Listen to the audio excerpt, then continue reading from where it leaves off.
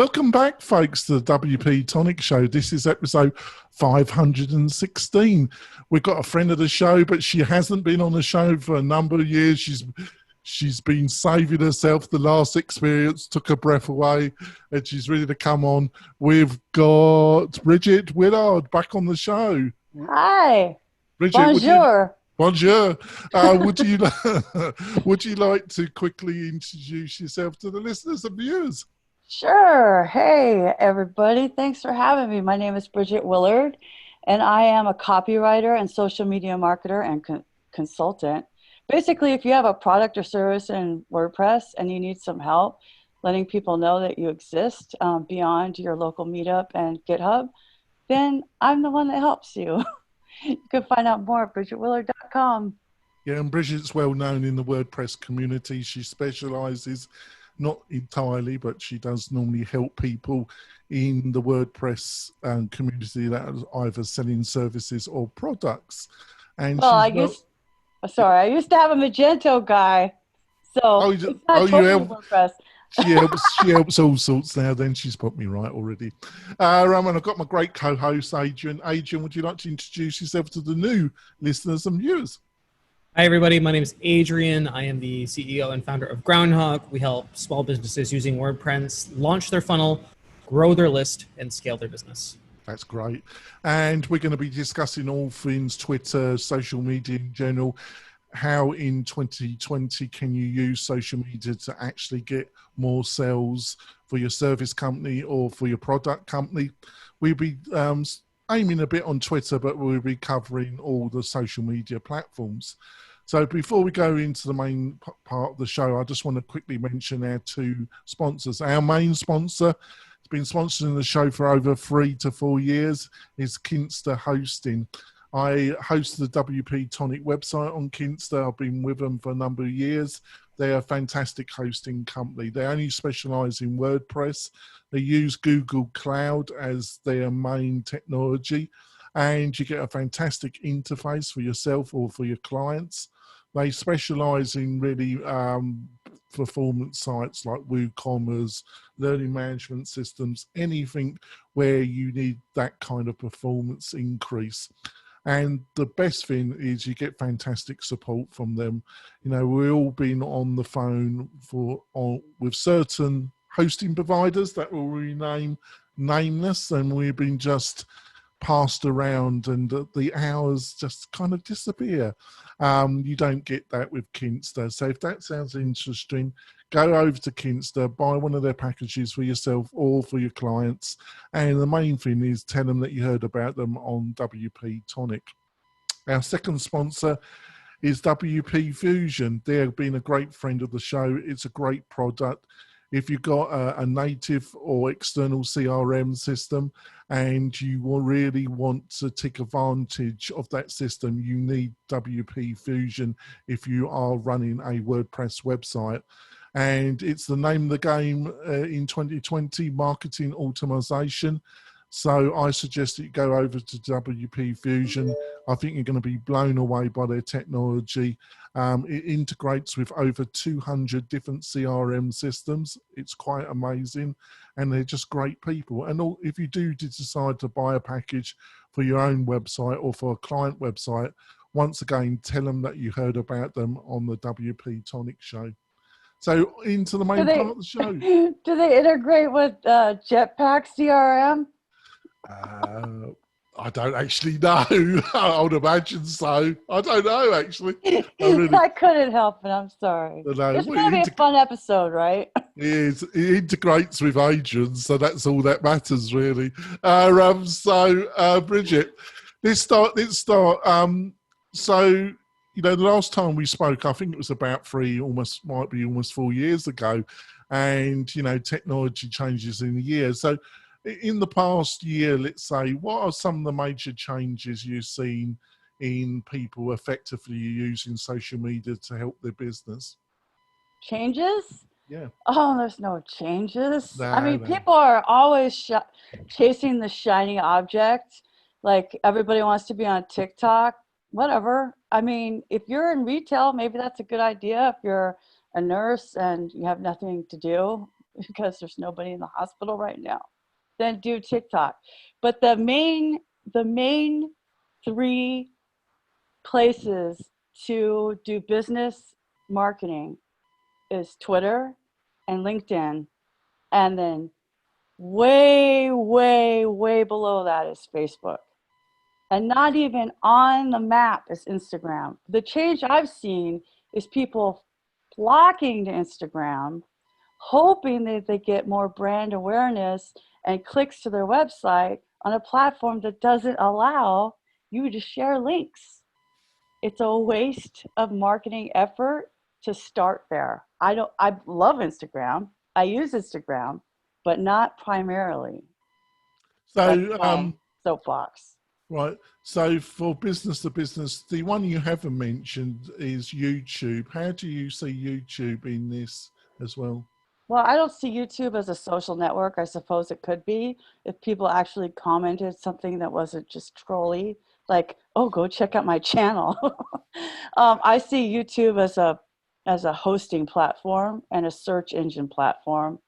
So I create videos. You know, I'm the co-host of the Smart Marketing Show on the WP-Watercooler. Of course, we're on YouTube, but I have my own YouTube channel where I put my tutorials and marketing advice. I use that to embed on my WordPress blog, because everything should be really on your site. Right. So, I mean, I don't see it as a social network. I guess it could be if people actually watched videos and said something valuable. I mean, it's like, you know, if you're a gamer, then Twitch is the big deal, you know. But like, we're talking about WordPress people who might be gamers, but that's not primarily how they're earning their living, right? No, I totally agree. Over to you, Adrian. So when businesses generally think of implementing social media marketing, at least my immediate thought is top of funnel, top of funnel, top of funnel. That's where you get new prospects and customers. But how would you use social media, or can you use social media in order to engage with people on a deeper level than just kind of like top of funnel outreach? Oh, is that a question? That is a question. Oh, yes, of course. So the question is how? Okay, so here's the thing. So you had civilization and the Roman Empire, you know, after the Greek Empire. And one of the things that the Romans did that was awesome, not the burning of people at like candles, thanks Nero, but they built all these roads, right? And they're famous throughout Europe. And those roads allowed trade to happen. It became the infrastructure. You know, fast forward to 1995 when everybody's getting AOL 5.0 and they're so excited. Most people are on the internet. The internet is the Roman road of the 20th to 21st centuries, right? So social media is social interaction on a medium. So if you're going to tell people about what you do, you're going to tell Bob over the fence, you're going to tell your neighbor, you're going to tell them at the Chamber of Commerce, or you're going to tweet it out, or probably all of the above, hopefully all of the above. I mean, I go to the pub and I carry my business cards with me, not just to hit on guys, but, you know, people go, what do you do? And I say, I put words on the internet, and they're like, what does that mean? And then, you know, sometimes I give them my card. So yes, 100% you should be using Twitter to get people to those funnels for the social aspect, but not only that, but as far as an SEO best practice, Google indexes tweets and they look at your social activity as part of ranking factors. So like if you went and searched in the incognito browser for Bridget Willard, you're going to see my last tweets probably right below my website, and then YouTube. So like when people find out about you, so there's this two sides of search, right? There's discovery and validation. So somebody might share that page, that landing page to your funnel, right? And then people are going, oh, that person, now I'm going to go look her up or look him up or look them up, right? So you really need both sides of that coin. So the social helps people make connect to you, you know, and we talk about this all the time. We do business with people we know, like, and trust. And then we say, oh, I don't need social media. I'm like, okay, well, just keep using your website. Don't publish anything. Make landing pages exist out there and hope somebody finds you and then looks at your website and doesn't go, that's the long answer to the answer is yes. So that's top of funnel. From what I understood, that's a lot of top of funnel. I was specifically curious. Not necessarily. Because you can nurture, right? So if somebody comes in, like, so I have landing pages too. I mean, I'm a marketer, right? And somebody buys my content planner and then I put them in my email marketing campaign. You know, MailChimp, I don't consider that social media, but that's, you know, I have regular campaigns I send out and I have a drip. So yeah, I nurture them. And if normally they found me on social media. So if they found me on social media, now they're going to be in the top of my mind. And I'm going to be like, when I see their tweets, or if I specifically go look for them to nurture that relationship, I'm like, oh, that's a really great blog post. Oh, that's an interesting thought.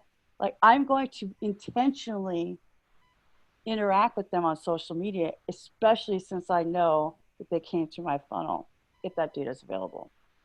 So essentially what you're saying is that you have to be part of the conversation and not just consistently get on Twitter and spam out blog posts. Oh, yeah. Because you know what? If all you'd use Twitter for, like if you have Publicize on Jetpack working and that all you do is just spit everything out, it's an RSS feed. It's not social media. Thank you for that. You're welcome. Jonathan? Yeah, I've struggled with Twitter, to be quite truthful. I've tried to use it every day, tried to respond to people's comments, and then I just kind of lose energy with it, and then I don't bother for a few months, and then I go back to it again. I think I kind of link Twitter a little bit to the worst part of WordPress drama, really, but I'm a hypocrite, see, Bridget, because of my roundtable show. I produce a lot of drama myself. So how do you, got any advice about how you engage in a community, but in the right way without actually getting sucked into some of the worst aspects that you see on Twitter in the WordPress community? Without offending anybody. Yeah. That's not going to happen. And that's probably the thing that is most on brand from me being in high school. So the thing is, the truth offends people. You don't. Yeah, but one person's truth isn't another, is it? I'm just saying that you can't protect everybody from reality. Okay, we're not coddled little 2-year-olds in daycare. So here's the thing: you don't have to respond to things you see. That's one thing. Also, you know how much I love Twitter lists. You put people on a list and you pay attention to those people. Like I have, you know, everybody knows I'm dating, because if you're looking at my Twitter, you know I'm dating.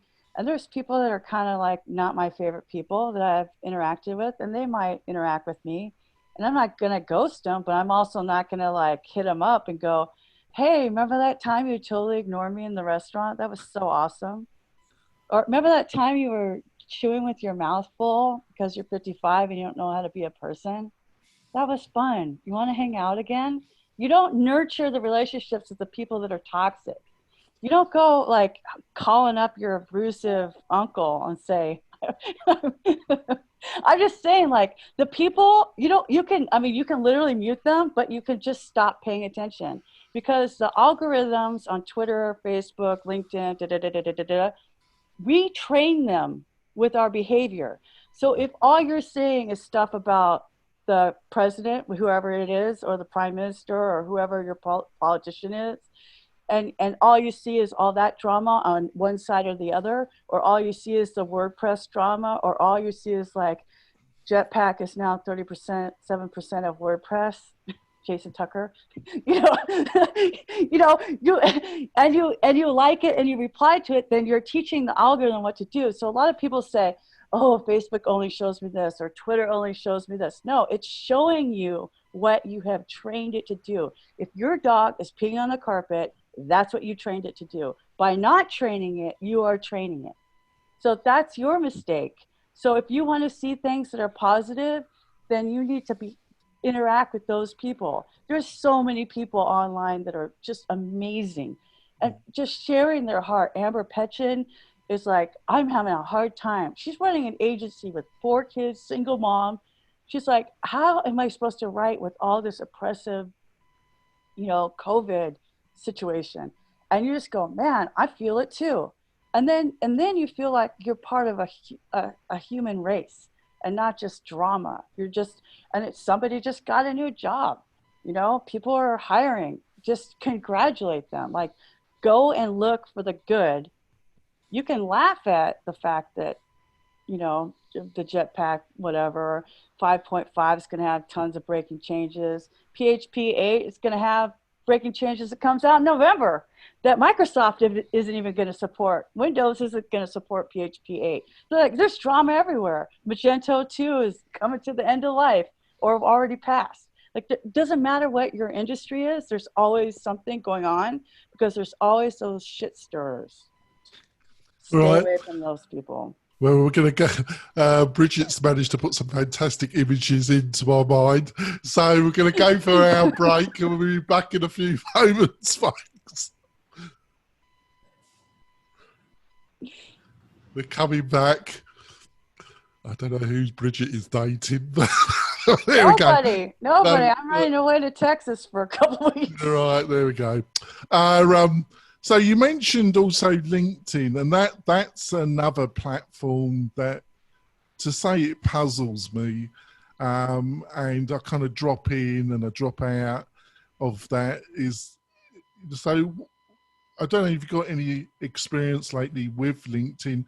If you have you come to some conclusions about you give some tips about maybe some of the best ways to use LinkedIn? Oh, for sure. First of all, it's not just for when you're getting a job. If you're using it that way, that's like you only talk to your rich aunt, Bertha, when you need money, and then you wonder why you're not in her will. It's kind of like that. You can't use people. So LinkedIn is the professional network. LinkedIn's where the C-suite are. And this is what I've been telling my WordPress developer friends since 2015. If you want the better projects, you need to be where the people are who have more money, right? They are on LinkedIn. And so the culture, so this is the thing about social networks. They all have a different culture. And so you can use the culture to your advantage. Whereas Twitter's more intellectual, people read. It's great to share your blog posts. Instagram is so good to share like who your employees are, what you're doing, something more personal, something different behind the scenes. LinkedIn is where you're allowed to brag. You can totally brag. It's completely normal. In fact, you can semi-troll by commenting, going, oh, that's interesting. I never thought about it that way. What if you did da-da-da-da-da-da-da-da-da? And you can have intellectual discussions that aren't arguments on LinkedIn because people behave professionally. And people will read from LinkedIn. So when you're sharing those funnel pages like you were talking about, you can share them on LinkedIn. People are there to be online. And the other cool thing about LinkedIn is, I don't know how it is right now with everybody working from home, but a lot of times Facebook is blocked by the IT guys, Twitter is blocked by the IT guys, LinkedIn isn't blocked. LinkedIn's for business. Is there any, to your knowledge, has there been any kind of recent independent evidence about how much time people are spending on LinkedIn? Because they have been, I think over the past couple of years, they really are attempting to change how people look at LinkedIn, not only when you need a job, but you know, we've been able to post videos on the platform. Yeah. When you log in, it seems a more of a kind of social media. In some ways, not completely. It seems to be a hybrid of Twitter and Facebook. But have there been any independent indications that their attempt to get more people onto the platform and to stay there longer has been working? Well, that's a great question. There's about 4 questions in there, and I'll start Well, by saying, I'm notorious for my multi-state. no, it's fine. It's fine. I can multitask. I'm a girl, and I used to be a secretary for 30 years. So here's the thing.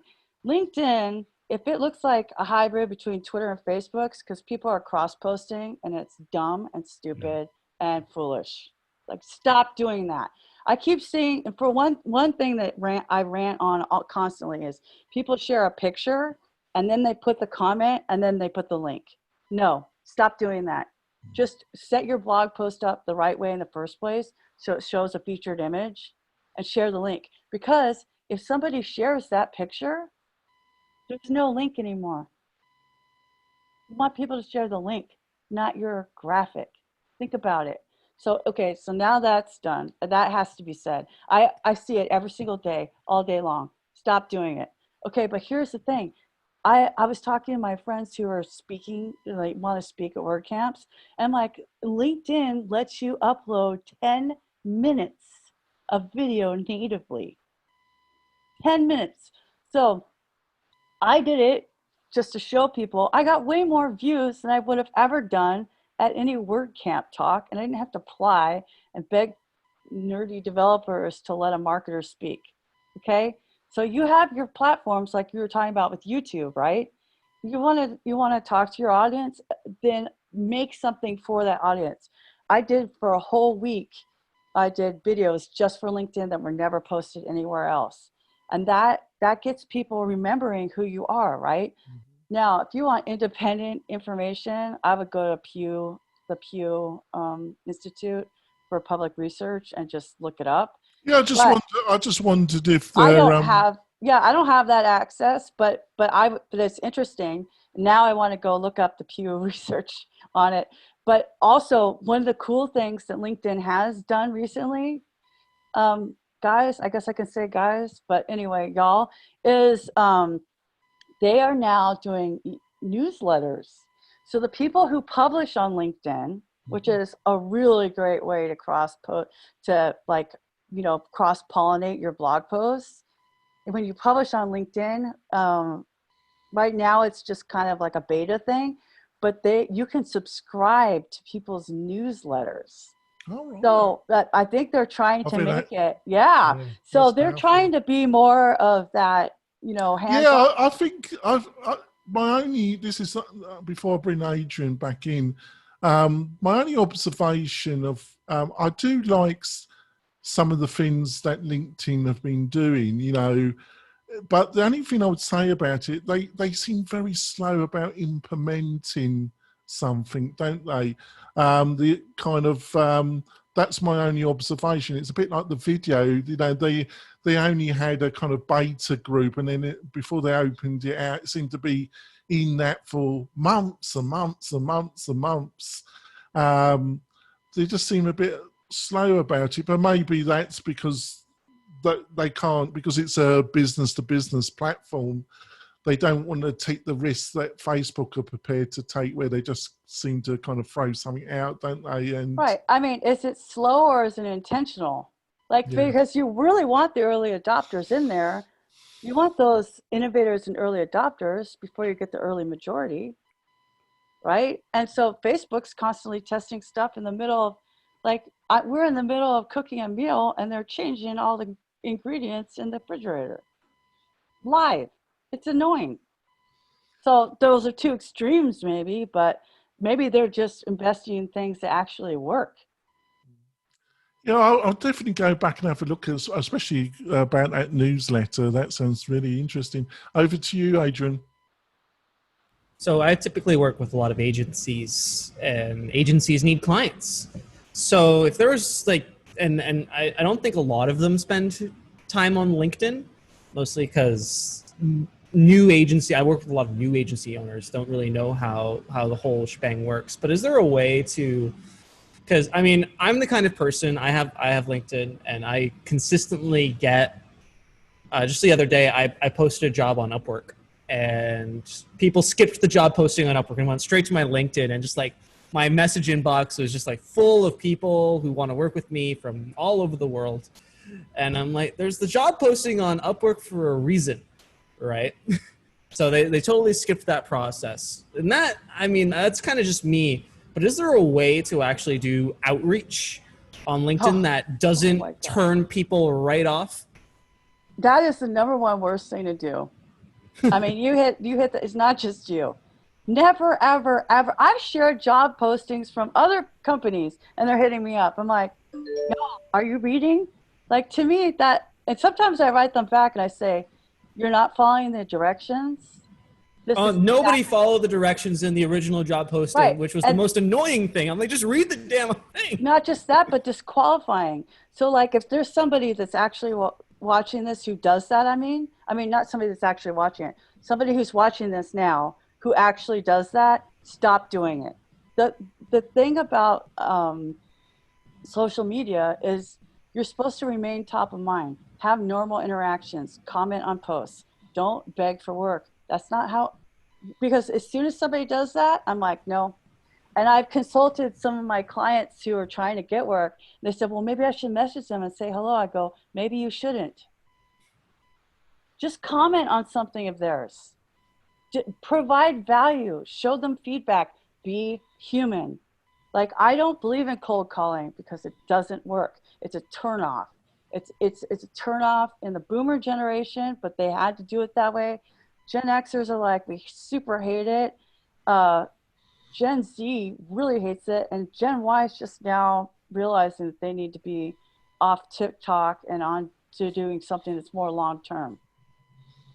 So how do you provide value without coming off as, well, you put it in a good word, beggy, I guess. Yeah, it's just too much. So providing value, I think, is kind of, okay, I'm going to say something that might offend you. But there's this whole thing, especially in tech, where they think there's a sentiment in tech that everything we do should provide value or we shouldn't do it. And it's wrong, because they're the kind of snobby version of what is valuable. You know, it's not, I'm not going to write a code and put it on GitHub and that's it. Okay. What I'm going to do is be a normal human being that's polite. Being a polite, supportive human being to your peers is valuable. So like I said, when you see something in your feed and somebody says, I just got a new job, then say, congratulations, that's awesome. Or, wow, I never thought about that. Oh, what a great service that Valet is doing $15 a month accessibility audits. I mean, yeah, share their things. Be somebody else's champion. Because not only does that keep you top of mind, Adrian, but reciprocity. The evil marketer comes in. Human behavior, technology changes, human behavior does not change. It takes 7 to 10 touches before you get a client. And people will subconsciously feel obligated to you. That's the evil part of it. But being polite makes them think of you. So people come to me and they're like, oh, yeah, I need somebody to do Twitter. Oh, who did you hear about me from? I don't know. A bunch of people said it. So because I'm always there sharing other people's stuff and they know I'm super supportive about it. Yeah, we're going to wrap it up, the podcast part of the show. Hopefully Bridget can stay on for some bonus content. Can you stay on for a little while for some bonus? Yeah, sure. Bridget, the evil genius. There we go. Bridget, how can people find out more about you, your thoughts, and what you're up to? BridgetWillard.com. And Right. on Twitter, you too can be guru. Are you going to mention your podcast as well? Oh, yeah. Smart marketing shows every Friday at 9 a.m.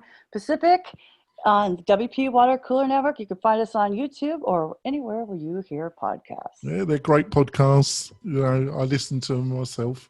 Adrian, how can people find out more about you, your thoughts, and what you're up to? Well, so after you've done all of your top of funnel work and people are pouring in from social media channels like No Tomorrow, because you've listened to all of Bridget's advice, you're going to need some sort of follow-up system in order to help you manage all of those new leads. You can go to crowndogwith2gs.io to get our free software that will help you build onboarding funnels, follow-up funnels, review request funnels, all of the funnels that you're ever going to need. Yeah, it's a great product.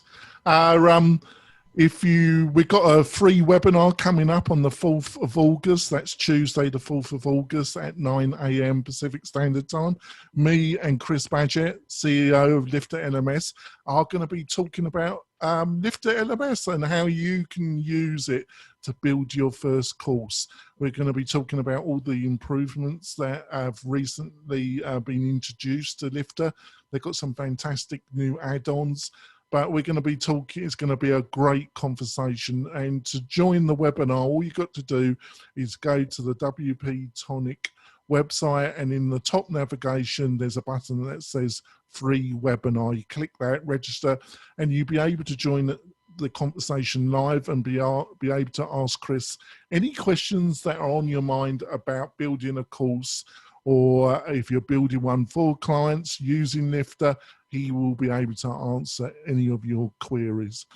Also, if you want to really support the podcast, give us a review on iTunes. It really helps the show. And we're going to go on now for bonus content, which you'll be able to see on the WP-Tonic YouTube channel and on the website, with a full transcription of our interview with Bridget. We'll see you next week, folks. Bye. Bye. So, Bridget, oh my gosh, Chris Badgett is such a good guest. That is going to be an epic webinar. Well, it should be. We are not had many people. I've been promoting it on Facebook.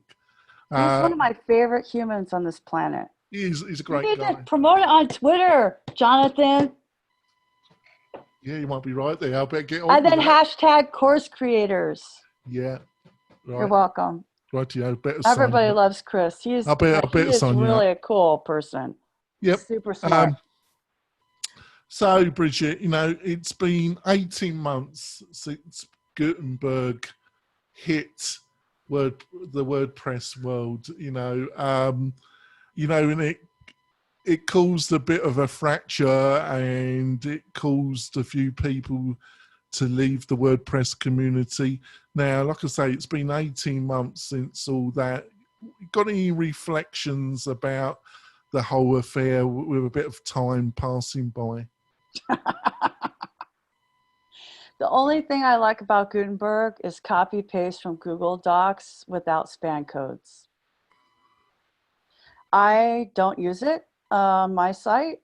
If my clients let me tell them to put Classic Editor on it, then we don't use it either. Sometimes if I am posting for a client and not just turning in a Google Doc and they have it, then I have to use it.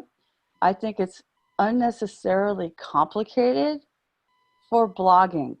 Trying to make something to build landing pages and your website, and it was supposed to have helped writers.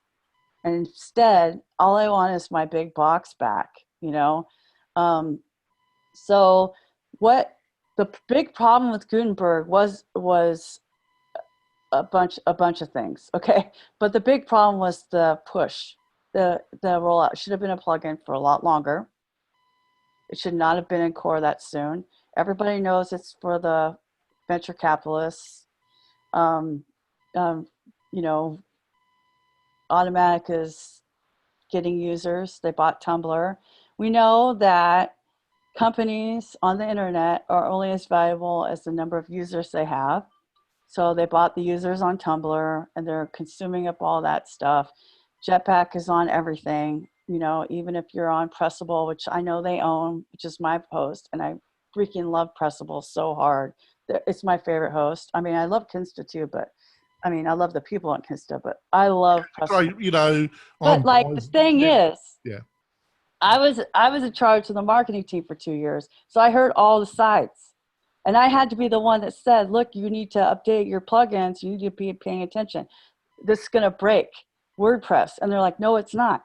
And everybody was so like polarized over that. And they thought I was wrong. Well, guess what? Your plugin either works to 4.9x or 5.0 or both. It is a breaking change. End of story. Like whether or not people want to call Gutenberg a breaking change, the effect is still the same.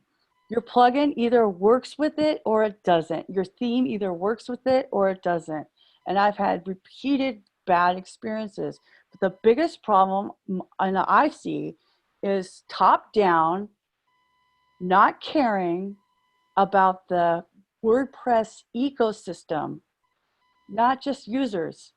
And users matter. I'm not saying that. I'm saying the plugin and theme authors should have had a much longer timeline with a frozen version.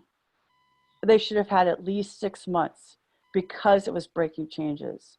Instead, it was pushed down our throats and it iterates every 2 weeks. That is ridiculous. Love, Bridget. Over to you, Adrian. Some strong thoughts there on the Gutenberg project. I personally agree with But am I wrong? But am I wrong? I personally think you're totally correct, but Adrian, it's just a fact. I mean, you could be right.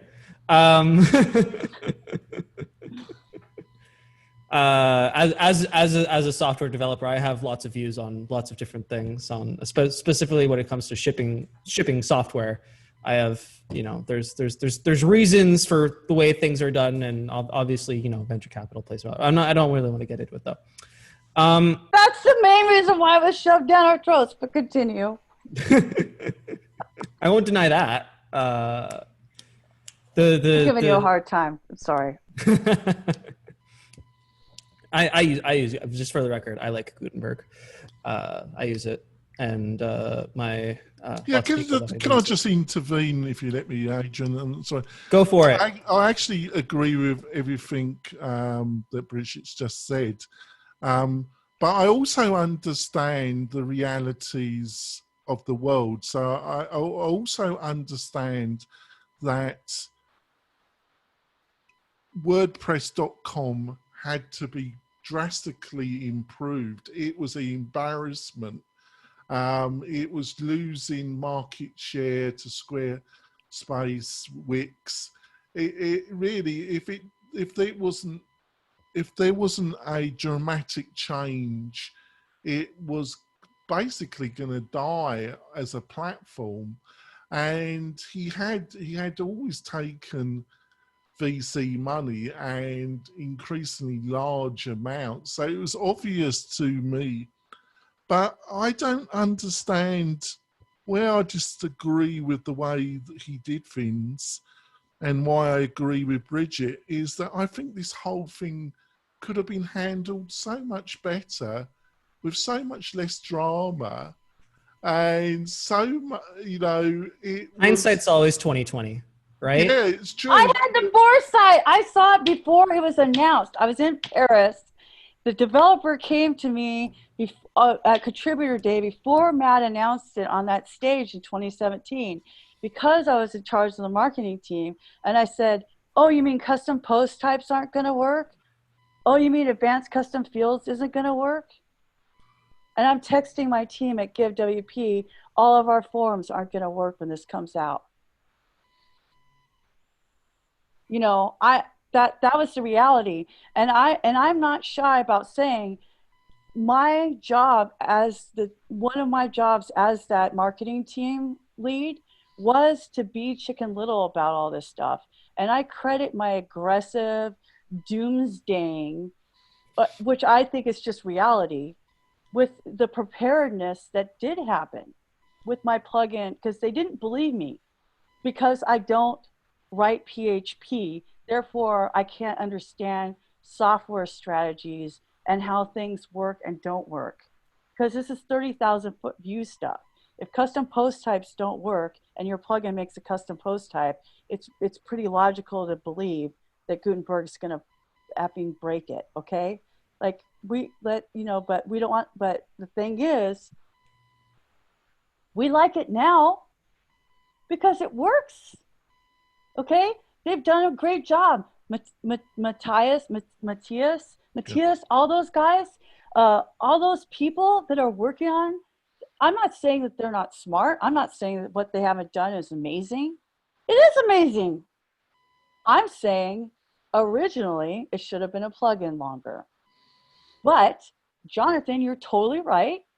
And why can't you change WordPress.com and leave regular WordPress by itself? Because WordPress.com makes you have Jetpack.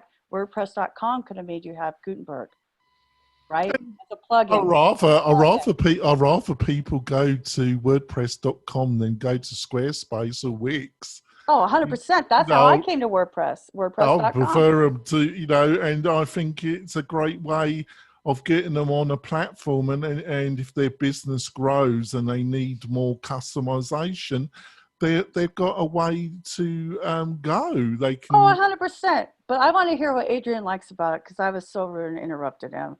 And then you interrupted me interrupting him. No, I want to hear about this. Come on, Adrian. Software guy. Well, just from a developer's perspective, I can only imagine that in the time, they were like, we just gotta get moving and, either get with it or get lost is basically kind of what they were thinking at that time. That's the only thing I can imagine. I certainly deploy that thinking and many of my projects, just because, my competition is significantly large. Talking Active Campaign and Infusionsoft, these are like heavyweights in the CRM and marketing industry, and I'm just like a little tiny small guy. And it's like I either like ship this and it breaks a bunch of stuff like tonight, or I don't ship it and I'm gone tomorrow. And that's the only thing I can imagine, the thought. But I mean, a lot of hindsight's 2020, and a lot of the grievances have since been mended, and I think we can commend them for that. But it's pushed the needle, like Gutenberg has pushed the needle in a lot of other plugins way further than they would have, I think, if they had waited much longer. Like if we were just getting it like this year, we wouldn't see a lot of advancement in some of the other plugins that we're currently enjoying. Like React is now everywhere, and I'm implementing React in a lot of our products as we speak, because it's just better.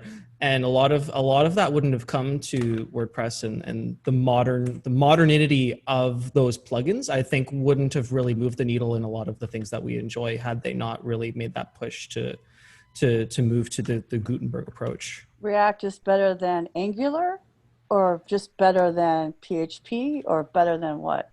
It's just in terms of user experience, React provides a great way. And I mean, React, we can just say it's equal to all of the other ones. Vue, because Angular. That was the big debate, because React is Facebook's baby.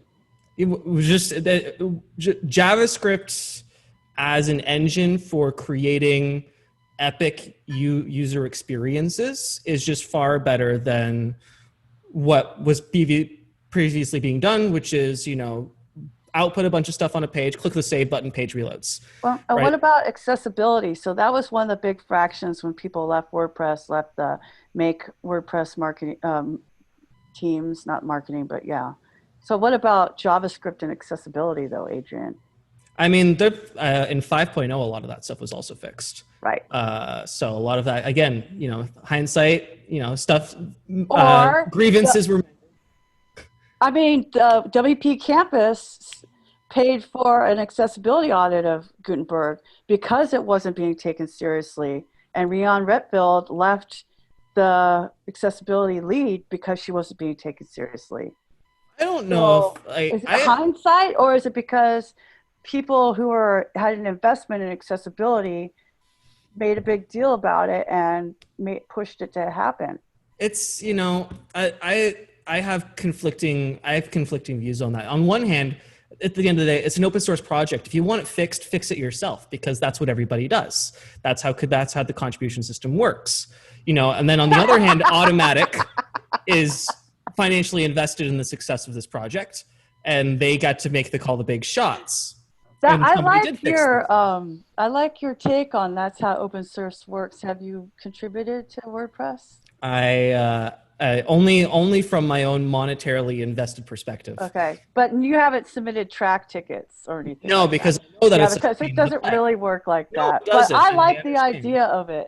I've had track tickets like totally shut down because they didn't want to put a page on WordPress.org. We have talked on the panel extensively about how that system is broken. So But I'm familiar. that's how it works.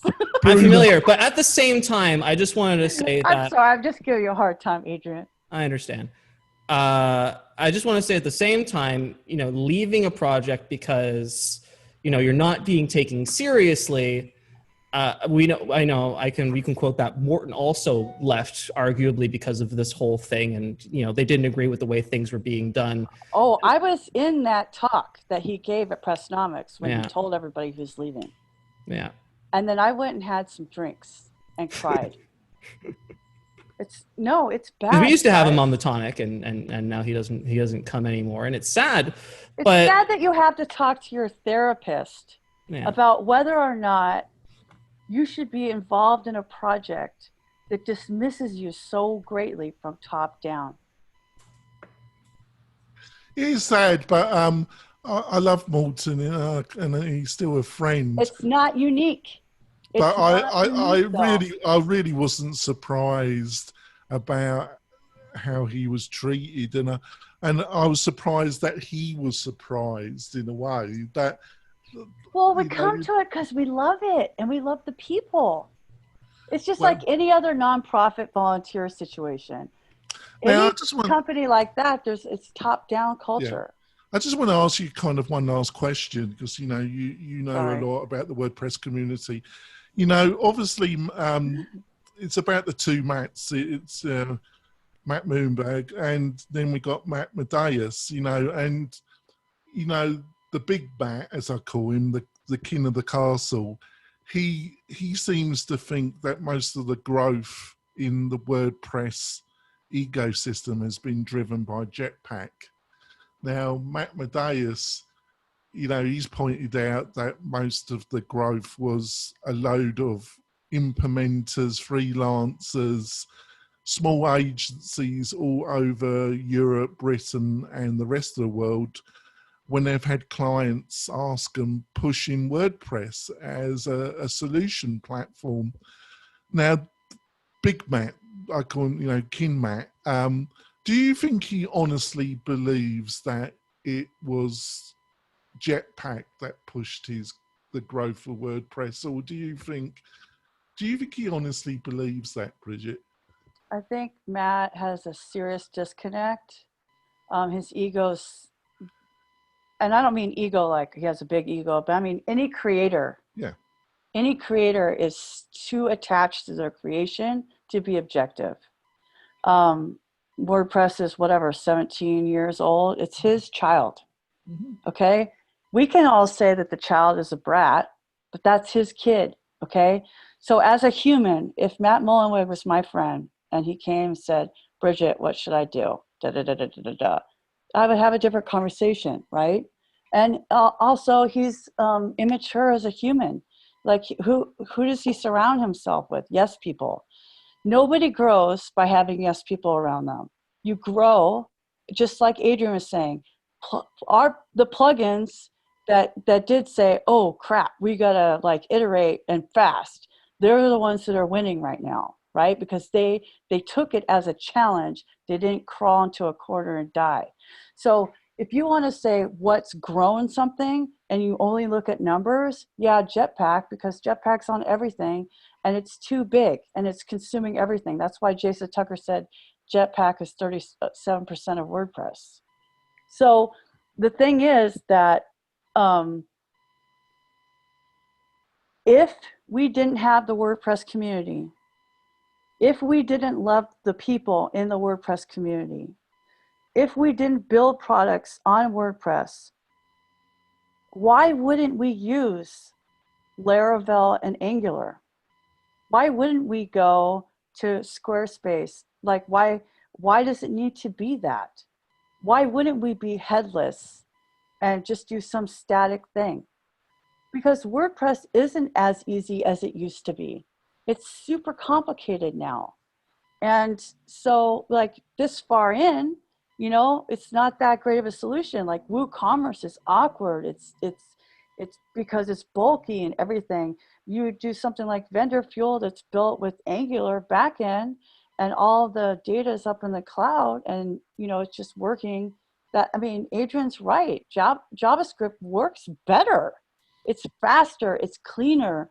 It might, you know, it might have to have extra work for accessibility, but the thing is, do we need WordPress as the only gateway to a MySQL database? No. A lot of people are really digging Laravel right now. And so like, and I mean, PHP. Do we need WordPress? So yeah, I'm with Matt Medeiros on that, because we push it on our clients. Ultimately, WordPress is a multi-level marketing scheme where there's people underneath us, and who is winning? Automatic.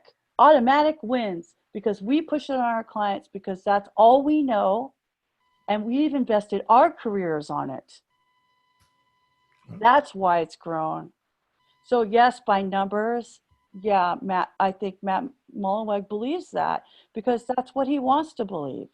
Does he want to believe that he, you know, that all millions and millions of WordPress community people whose whole businesses and livelihoods rely on using this one software? That would be the gracious viewpoint. And I would hope one day that Matt would look back on his life when he's over 40. You know, we get older. The older we get, the more realistic we get. When we're 25, we're cocky as F. Okay? I don't even like 25 me. 25 me wouldn't even listen to me right now. I'm 47. I have a totally different viewpoint on lots of things, because there's some things you can't rush, and that's life and experience. Rightio. Thank you for being so, I'm looking for the right word, so forward and honest with your views about that. Please, you know, we're going to have you back in less than 3 years. Yes, please. I'll probably have you back in the new year, actually, Bridget. That was a fantastic. We'll be back next week with another fabulous guest, another fabulous discussion, folks. See you soon. Bye. Bye.